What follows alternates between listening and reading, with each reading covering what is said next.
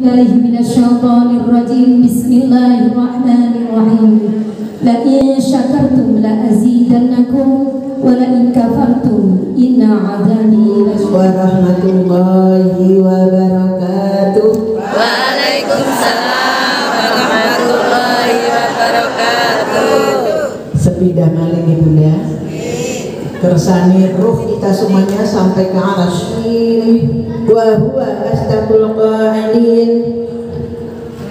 Laqad kana lakum fi Rasulillahi uswatun hasanatun liman kana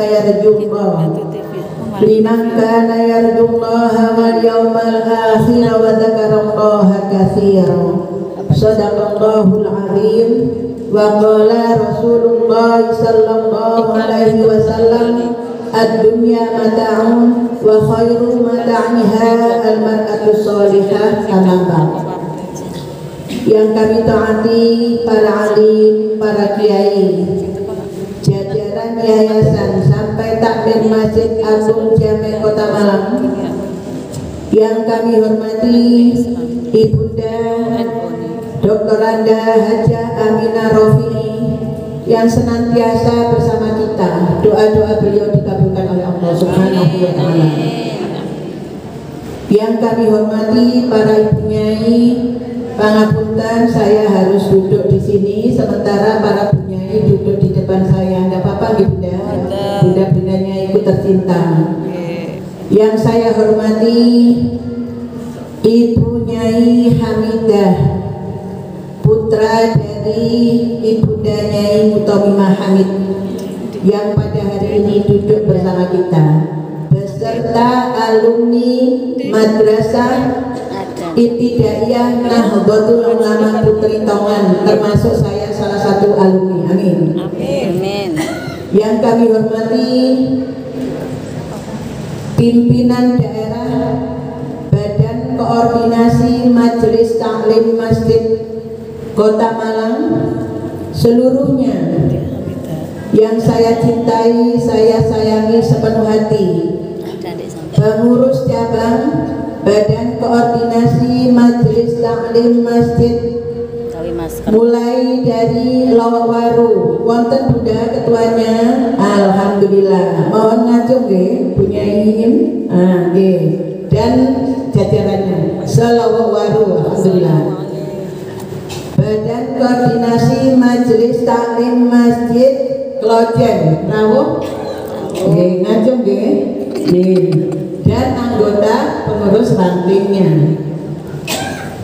pengurus cabang BKMM BMI Lowawaru, sudah Gedung Kandang, nggih, Rawuh, alhamdulillah. Gedung Kandang Blembing, alhamdulillah. Sukun, nah, masya Allah, Sukun mendominasi majelis wanita. Semangat. Pimpinan Muslimat Nahdlatul Ulama cabang Kota Malang 5 Ancap, alhamdulillah, Rawuh semuanya. Ancap Klojen, Ancap Gedung Kandang, Ancap Lowaru, Ancap Sukun, dan Ancap Blimbing. Alhamdulillah. Bunda, marilah kita senantiasa memanjatkan syukur alhamdulillah kehadiran Allah Subhanahu wa Ta'ala, yang mana pada pagi hari ini kita dikuatkan oleh Allah, diberi kita longgar waktu, diberi kita semangat untuk bersama-sama mengkaji ilmu-ilmu Allah bersama. Dan ini merupakan nikmat yang luar biasa. Panjenengan semuanya sehat ketika hadir di sini, saling bersalaman. Hadir di sini, panjenengan semuanya disambut oleh Malang TV luar biasa. Sudah disoting Bu oleh Malang TV? Masya Allah. Saya lihat ketika disoting Malang TV mau ribu Kemayu. KDS 8, Masya Allah. Tamu-tamu kita sangat terhormat.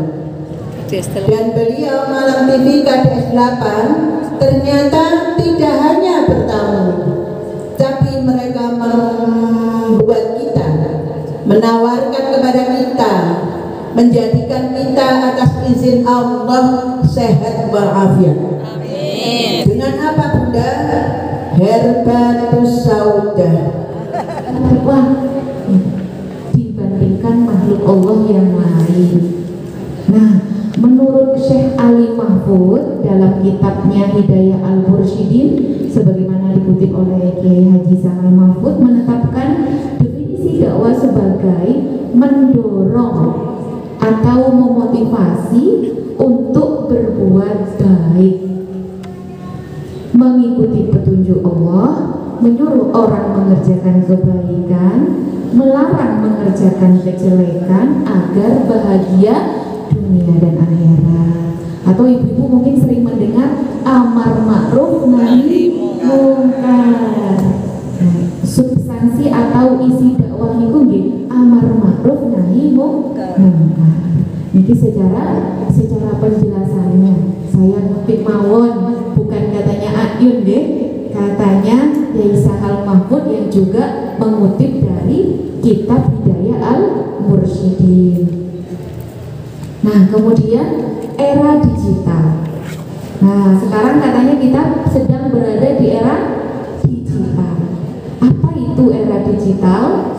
Era digital adalah suatu kondisi kehidupan atau zaman di mana semua kegiatan yang mendukung kehidupan itu sudah dipermudah dengan adanya teknologi modern atau yang disebut dengan digital.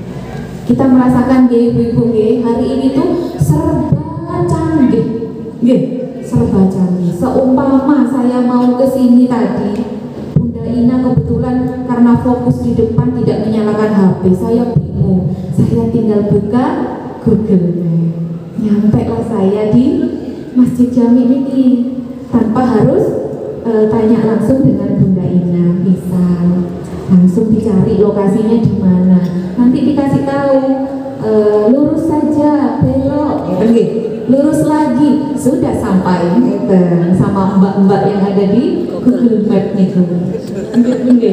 Jadi sekarang itu canggih ibu-ibu nih, mau pergi kemana-mana ya tinggal mau naik kereta misal, tidak perlu ke stasiun, bisa telepon gitu pesen online bisa, betul. Terus males mau masak misal, lagi nggak enak badan, gabut, terus nggak ada yang nganter ke alun-alun gitu ke Masjid Jami, tinggal Gojek, tidak ada alasan sekarang itu untuk sulit gitu mau ke mana, terus tidak perlu datang ke kampung untuk kirim uang gitu lewat transfer mawon langsung sampai, tinggal dikonfirmasi sudah sampai di Pak Bu, alhamdulillah sudah, gampang. Niku yang dimaksud dengan era digital niku, semuanya menjadi gampang dan mudah gitu dengan adanya teknologi modern niku. Nah, saya lanjutkan ya Ibu. Nah, terus apa hubungannya? Kenapa harus berdakwah di era digital? Kenapa harus tetap beramar ma'ruf nahi mungkar di era yang sudah canggih? Nah, justru itu kita harus tetap menyerukan kepada kebaikan, karena di balik kecanggihan teknologi tadi niku ada plus minusnya. Ada manfaat wonten mudorotnya, malah banyak mudorotnya kadang-kadang. Semakin canggih itu semakin banyak kejahatan katanya Bu Fatimah, semakin banyak apa fitnah. Gampang fitnahnya mangke hanya hitungan detik, tinggal komen aja gitu atau nyebar-nyebar gitu, aduh langsung sampai, belum sampai ke rumah fitnahnya sudah sampai duluan. Makanya kita harus tetap beramar ma'ruf nahi mungkar, berdakwah. Nah, saya juga merujuk dari salah satu hadis nih, kenapa kita harus tetap berdakwah. Bismillahirrahmanirrahim. man dalla ala khairin falahu mithlu ajrin fa'ilihi.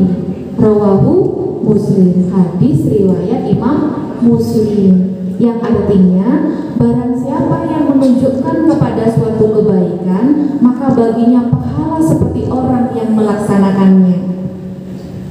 Jadi di samping tadi memang dalam rangka untuk mengantisipasi kejahatan, kemungkaran, itu ternyata dengan kita menyeru kepada kebaikan untuk orang lain, kita juga dapat kecipratan, ibu-ibu, kecipratan kebaikan juga. Nah, yang kita pahami dengan amal jariah itu kan tidak harus sedekah berupa uang atau materi. Dengan ilmu yang kita punya, dengan niat kebaikan yang kita punya, kita berikan, kita sharing seperti hari ini, itu juga bernilai ibadah. Itu kategorinya masuk kategori dakwah. Jadi semakin banyak kita menyeru kepada kebaikan dan yang orang kita seru itu melaksanakan kebaikan itu, kita dapat terus tiada henti. Alhamdulillah. Bismillah. Semoga tetap menjadi amal jariah tadi itu. Kemudian, nah di sini menjelaskan bahwa orang yang menunjukkan kepada orang lain suatu kebaikan atau suatu jalan hidayah, dia akan mendapatkan pahala. Jadi yang dimaksud kita kecipratan kebaikan tadi itu, insya Allah kita juga dapat pahala. Walaupun kita nggak tahu pahalanya dapat berapa ya Bu. Kira-kira kalau saya kebaikannya begini dapat berapa Bu? 10, 20, 30, niku rahasia Allah. Kita serahkan aja sama Allah. Loh, saya orang matematika Bu, saya mau ngitung. Jadi nanti bisa saya kalkulasi, kira-kira saya masuk surga apa enggak nanti, gitu loh. Terus kenapa memangnya kalau ternyata hasil akumulasinya belum pantas masuk surga? Saya nggak mau mati. Saya nggak mau mati. Saya mau memperbanyak dulu amal kebaikan saya. Loh, mati itu juga rahasia Allah. Saya nggak tahu, kita semua tidak tahu kapan kita dipanggil. Akan tetapi kita tetap berupaya tetap optimis untuk urusan akhirat itu. Kita harus seakan-akan kita mati besok gitu. Artinya memang benar-benar harus disiapkan secara maksimal. Nggak usah hitung-hitungan aja nih Bu, nggak usah hitung-hitungan berapa pahalanya. Yang penting berbuat baik, menjalankan apa yang diperintahkan Allah dan menjauhi apa yang dilarang oleh Allah. Gitu aja kok repot. Gitu aja kok repot. Lanjut. Nah, kemudian caranya gimana? Ini kan temanya berdakwah di era digital, terus gimana caranya berdakwah di era digital seperti hari ini yang serba canggih tadi itu? Nah, saya coba mengutip dari perkataannya Sayyidina Ali, alimu auladakum ghairu ma 'allamtum fa innahum khalaqu li zamanin ghairu zamanikum. Yang artinya, ajarkanlah anak-anakmu tidak dengan cara alat atau media sebagaimana dulu kamu belajar. Akan tetapi karena sesungguhnya mereka lahir pada sebuah zaman yang berbeda dengan zaman kamu. Maksudnya bagaimana? Maksudnya kita harus sesuai dengan kondisi zamannya. Karena hari ini niku eranya sampun era digital, berarti kita harus melek digital. Artinya menguasai juga, walaupun tahapannya setiap orang berbeda-beda, kemampuannya berbeda-beda, mulai dari yang mudah sampai yang sulit.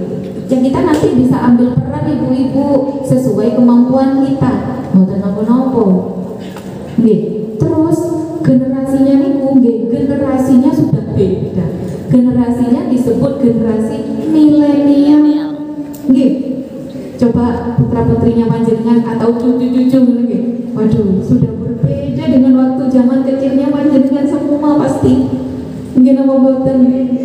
Mulai dari cara bicaranya, cara berpakaian, cara makan, cara bergaul dan lain sebagainya, sampun beda. pun berbeda. Zaman saya pun juga berbeda dengan zaman anak-anak hari ini. Kita niki masih golongan kolonial ibu-ibu.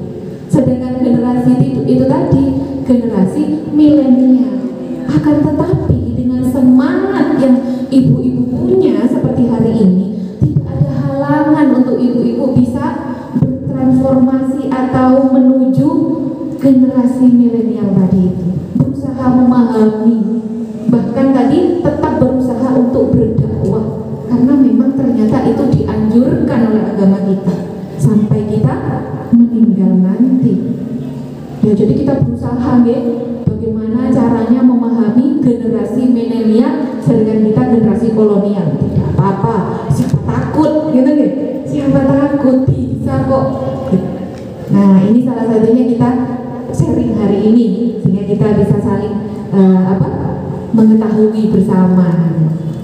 Nah, kemudian dalam berdakwah itu biar efektif atau biar tercapai tujuannya itu butuh media, betul Mbak? Atau alat seperti guru mengajar, biar mengajarnya itu mudah diterima oleh muridnya, enak, paham, itu dianjurkan menggunakan media, kan gitu nih, media atau alat. Media itu penghubung agar dakwah kita tadi itu bisa diterima dan sesuai tujuan. Nah, seperti apa media berdakwah itu dalam era digital ini? Nah, saya coba mengambil dalil dari kisah surat Al-Alaq ayat 3 dan sampai 4 gitu nggih. Bismillahirrahmanirrahim. Iqra wa rabbukal akram alladzi 'allama bil qalam. Bacalah, Tuhanmu yang maha mulia yang mengajar manusia dengan pena. Baik, pena yang kita pahami dulu beda dengan pena hari ini. Media dakwah zaman dulu mungkin dengan pena kita menulis di papan atau kita ngomong secara lesan seperti ini gitu. Nah, ternyata pena di sini itu ibu-ibu sekalian mengalami definisi atau pengertian yang lebih luas lagi, khususnya di era hari ini. Nah, itu tadi alat tulis yang hanya digunakan oleh masyarakat tradisional sekarang tidak lagi, bukan sekedar alat untuk menulis kata-kata atau melukis, melainkan alat untuk mencatat dan menghimpun segala peristiwa kehidupan manusia, masa lalu, kini dan nanti, serta alam semesta. Wah, ini mengalami apa? Perubahan dan perluasan makna dari pena itu. Contohnya seperti apa? Bukan lagi berupa spidol, pen, pensil, gitu. Bisa jadi pena itu berkembang pengertiannya itu seperti alat perekam suara. Misalnya sedang ada majelis seperti ini, terus direkam. Nah, sehingga nanti suaranya Bunda Ina bisa dibawa sampai ke rumah. Di shooting juga. Nah, itu alat penshooting. Nah, ini masuk YouTube langsung disiarkan. Ya Allah subhanallah. Yang tidak ikut di sini bisa ikut mendengar dan melihat. Jangan lupa di like, subscribe, sharing sebanyak-banyaknya. Masya Allah. Terus kemudian bisa berupa gambar juga, misalnya ngambil foto gitu nih, atau nyikin barcode, alat scanner gitu nih. Nah, itu termasuk pena tadi itu. Jadi bisa dijadikan sebagai media untuk berdakwah, dan berbagai peralatan lainnya yang berhubungan dengan teknologi yang terus berkembang. Begitu. Oke, lanjut ya. Nah, sekarang terus tahapannya seperti apa? Apa yang harus kita lakukan dari awal ini? Oke, Adik Ayun, Nak Ayun. Saya jangan dipanggil ibu. Buatan cocok. Terus gimana? Apa yang harus kita lakukan? Saya sudah siap ini, Mbak. Sudah siap ini mau berdakwah. Apa yang harus Ibu lakukan ini?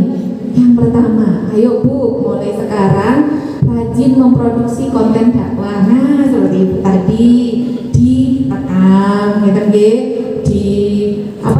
diambil gambarnya, kemudian ini bisa difoto, nggak perlu nyatet lagi, gitu nggih. Atau nanti bisa sharing nggih Mbak Ayun, nggih.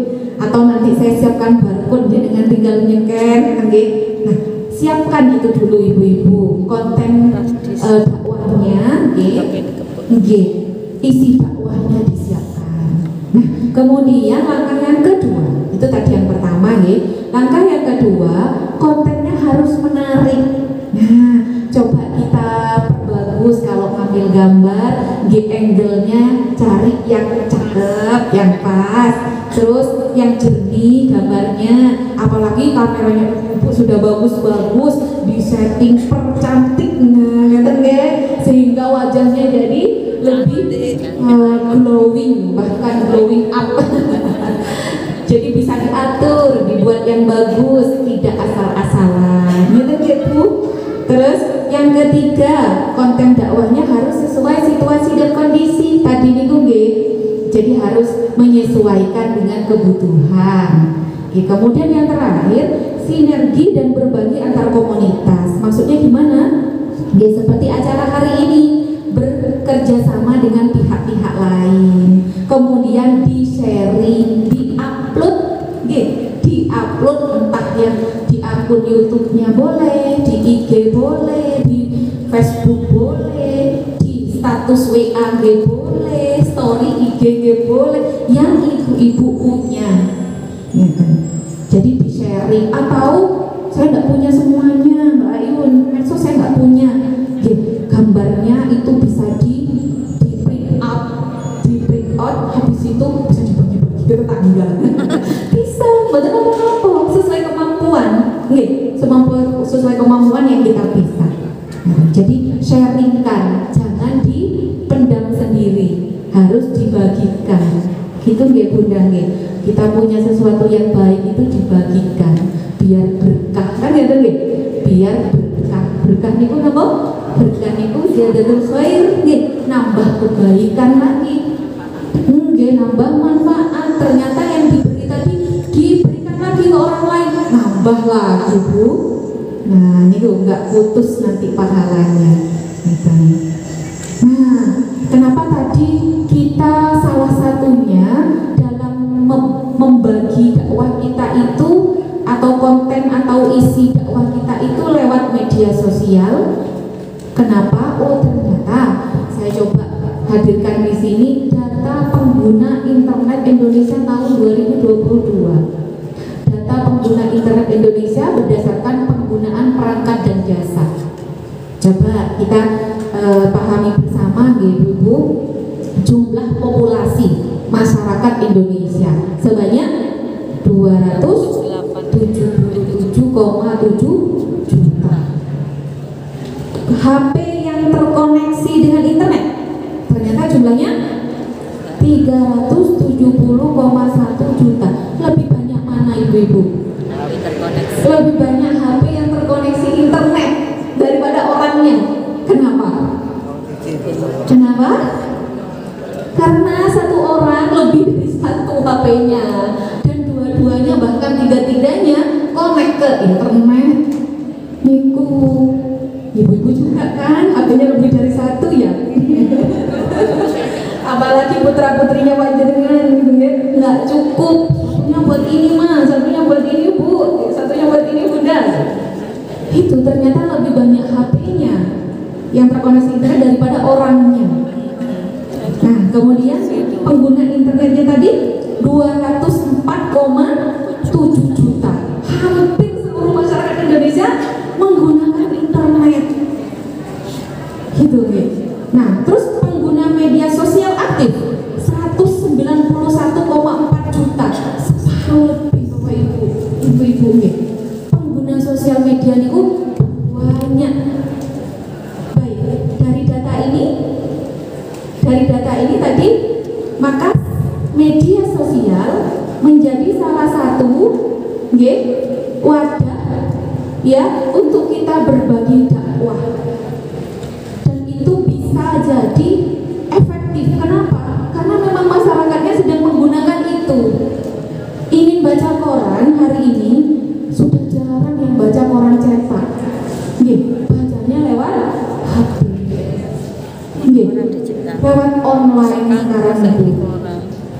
makanya untuk era digital ini ya, cara atau wadah yang bisa kita pakai untuk berdakwah salah satunya bisa lewat media sosial atau lewat internet itu tadi.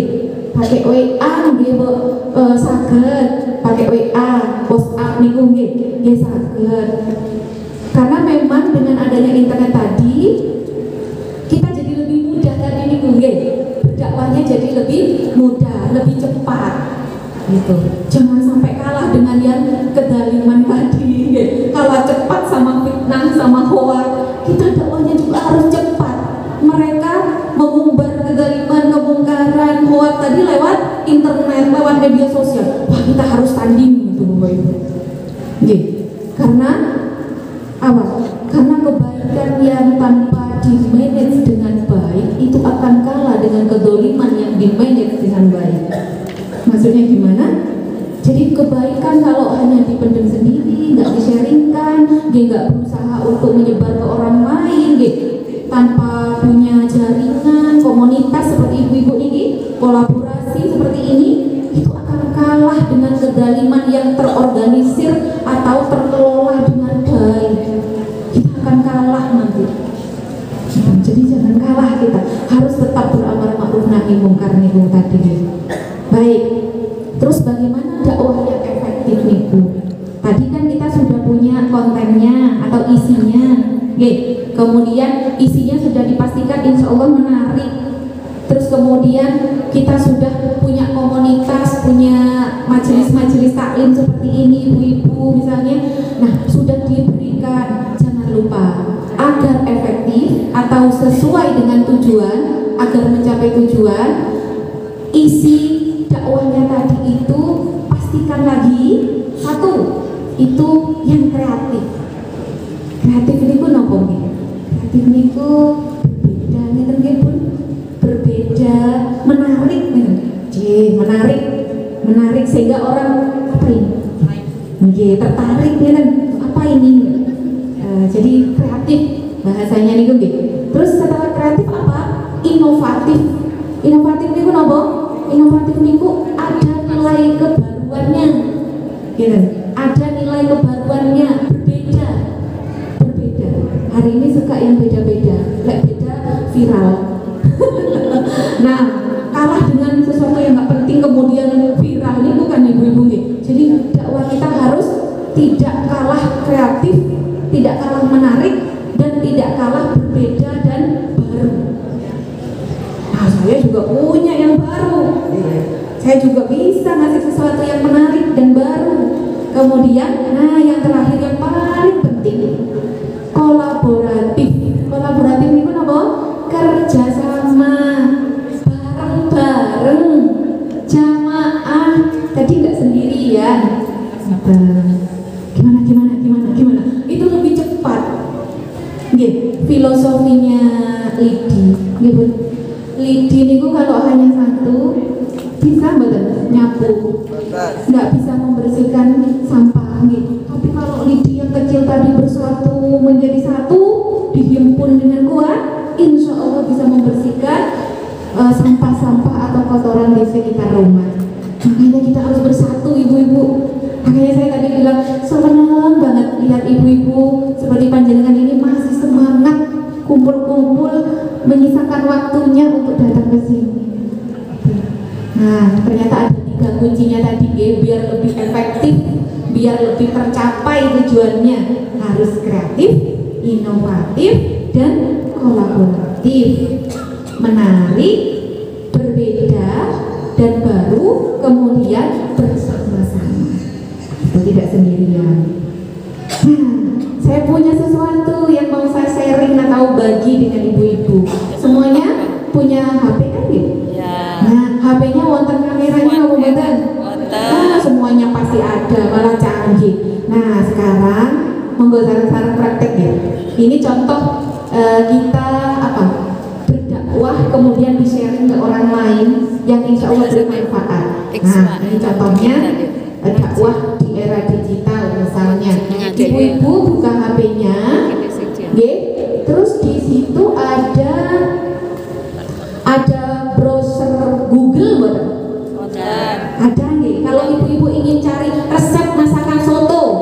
Nah, yang biasanya begitu itu. Nggih. Nah, di situ itu ada kayak gambar kamera. Wonten napa mboten? Coba saya izin anu nggih Bu.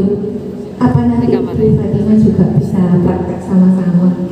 Coba Ibu, maksudnya di sini adalah ibu-ibu dengan punya linknya, nanti saya share itu, atau kalau ibu-ibu berhasil nyeker ini, ibu-ibu bisa kirim ke teman-temannya di grup. Ini loh link pencari posisi kiblat. Siapa tahu mau perjalanan jauh bingung cari arah kiblat, saya punya. Nah, itu termasuk ibu-ibu menebar kebaikan maupun menebar kebaikan. Itu apa sudah termasuk ibu-ibu melakukan dakwah? Sudah.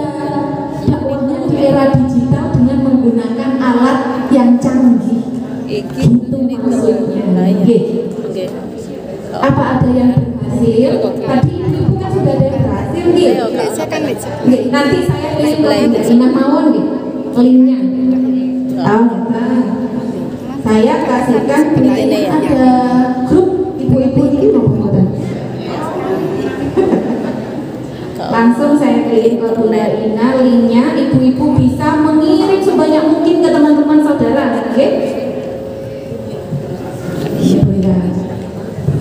Siapa yang dewi-dewi panjang kayak apa? HP-nya beda. Tak golekane apa jenenge? Apa jenenge kok? Ya itu. Foto. Linknya sudah saya kirim ke Bunda Ina. Nanti sama Bunda akan di-share. Nah, kalau sudah ada linknya begini, ibu-ibu tinggal klik aja. Nanti akan keluar. Nah, tinggal diarahin di mana ini gitu. Tinggal dicari-cari. Oh, kalau sudah ketemu gambarnya Mekah, oh berarti benar kiblatnya sudah. Kiblat ibu. Ini hanya contoh hanya contoh bagaimana berdakwah di era digital sesuai dengan zamannya. Yang menarik, yang berbeda, sehingga orang tertarik. Dari situ kita tanpa kita sadari sudah melakukan kebaikan dan menebar kebaikan. Padahal hanya tinggal sharing saja, tidak perlu membuat. Tapi kalau ibu-ibu mau membuat, tahapannya tadi ibu membuat sendiri, ya boleh. Nah, ini tadi malam saya bikin bersama suami. Apa ya? Oh, ini kayaknya butuh. Kalau kita misalnya keluar itu kadang nggak ada tandanya. Ngapunten misal nginep di penginapan apa hotel, kok nggak ada, masih harus telepon ke resepsionis. Kalau ini oh di sana sudah beres. Jadi kita tidak mamang lagi, yakin bahwa ini menghadap arah kiblat. Karena saya bingungan Bu, kadang masjidnya nggak ngadep ke sana, tiba-tiba perasaan saya ngadepnya ke selatan. Nah itu bahaya itu nanti. Makanya saya pakai aplikasi ini. Gitu ibu. Nah, ada contoh lain enggak Mbak Ayun? Misal tadi yang YouTube nggih. Coba saya izin, masih ada waktu Bunda. Masih. Kah? Oh, masih ada nih. Satu lagi. Kamu boleh. Coba misalnya seperti hasil dari rekamannya Ibu yang bawa Bu Haja Farida yang hari ini nge-record terus nanti akan diupload ke YouTube. Selalu Masya Allah istiqomah terus nanti di-share tengah-tengah Bu, dan semua ibu-ibu yang ada di sini sudah mencet bel subscribe jadi mendapatkan notifikasi selalu dari hasil karyanya Ibu Farida. Nah, contoh hasilnya dari Ibu Farida itu kan kurang lebih akan seperti ini nanti. Kamar senam. Sebentar saya konekkan dulu ya dengan internet. Belum tak anu pun. Mungkin gini. Iya. Kok enggak dia ya? Belum enggak ada.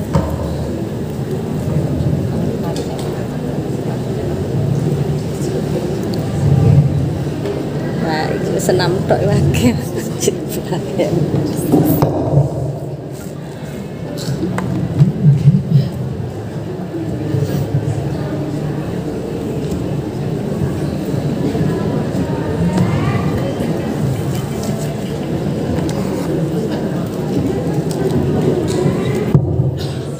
Ngapunten, mohon izin saya mencontohkan hasil niki nggih kontennya Lapesdam KJRO Kabupaten Malang. Kebetulan saya pengurus, jadi saya sungkan kalau nyontohkan miliknya orang gitu. Nah ini kebetulan di YouTube-nya Lapesdam Kabupaten Malang itu juga ada konten-konten dakwah yang kita buat waktu Ramadan kemarin. Nah hasilnya cuma sebentar, cuma 1 menit. Kita namakan dakwah 1 minute. Dakwah hanya 1 menit.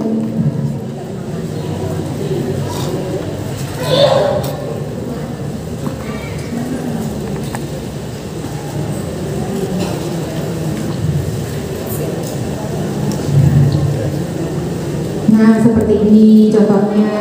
Ibu-ibu bisa minta bantuan suaranya nih. Ini sudah 100%. Oh iya.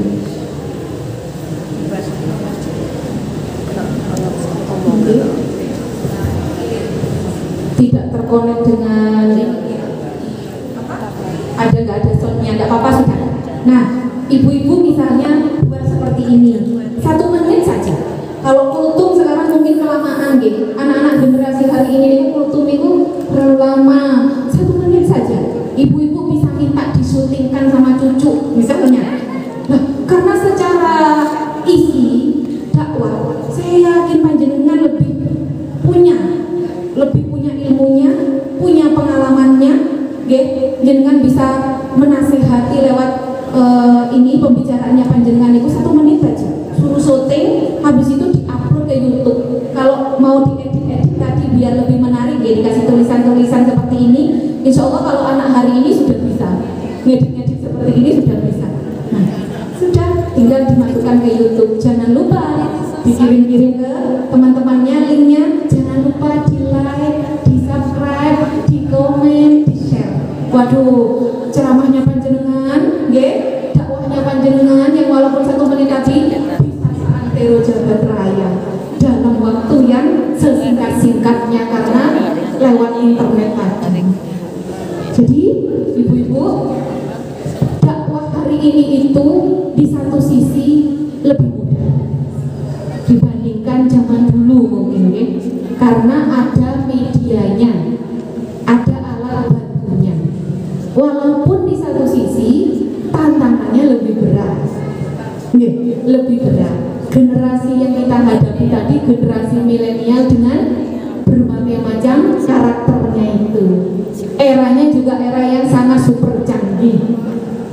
Nah, akan tetapi karena kembali kepada makolahnya Sayyidina Ali tadi, kalau mau berdakwah hari ini ya harus ikutin kebutuhan hari ini, harus ikutin zamannya. Kalau enggak akan susah nanti nyampainya, dipahaminya.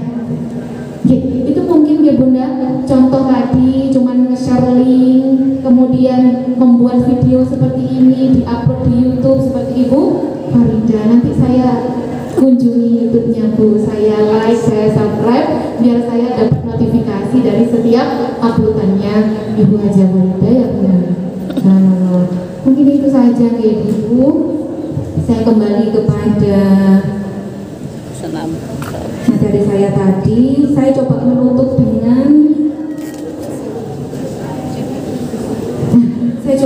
dengan kisah surat An-Nahl ayat 125. Bismillahirrahmanirrahim. Ud'u ila sabili rabbika bil hikmah wal mau'idati hasanah wajadilhum billati hiya ahsan. Inna rabbaka huwa a'lamu biman dhalla an sabilihi wa huwa a'lamu bil muhtadin. Yang artinya, serulah manusia kepada jalan Tuhanmu dengan hikmah dan pengajaran yang baik, dan berdebatlah dengan mereka dengan cara yang baik. Sesungguhnya Tuhanmu, dialah yang lebih mengetahui siapa yang sesat dari jalannya, dan dialah yang lebih mengetahui siapa yang mendapat petunjuk. Oh, ternyata pertama tadi kita dianjurkan untuk senantiasa berdakwah, beramar ma'ruf nahi munkar. Ternyata kita diingatkan lagi dengan surat An-Nahl ini bahwa kalau berdakwah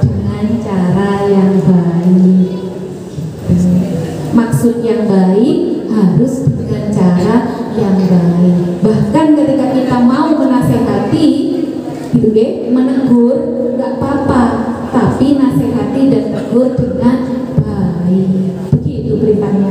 Nggak boleh konflik, nggak boleh berseteru seperti netizen di lambe turang di media sosial begitu. Tidak perlu ternyata. Ngeten nggih, ibu-ibu, insyaallah cukup sekian dari saya Bunda. Hanya itu yang bisa saya berbagi atau sharing ke panjenengan semua. Semoga bermanfaat dan semoga ini adalah untuk saya sendiri. Dan kita semua mudah-mudahan. Ampun Bu. Alhamdulillahirabbil alamin. Paparan Ustazah Qurrati A'yun sudah kita resapi bersama, sudah kita coba catat baik di HP maupun di kertas buku kita. Nah, sekarang akan ada 3 penanya. Waktunya tidak panjang, jadi sebelah kanan saya satu penanya, sebelah kiri ini tengah satu penanya, dan sebelah kiri satu penanya. Monggo.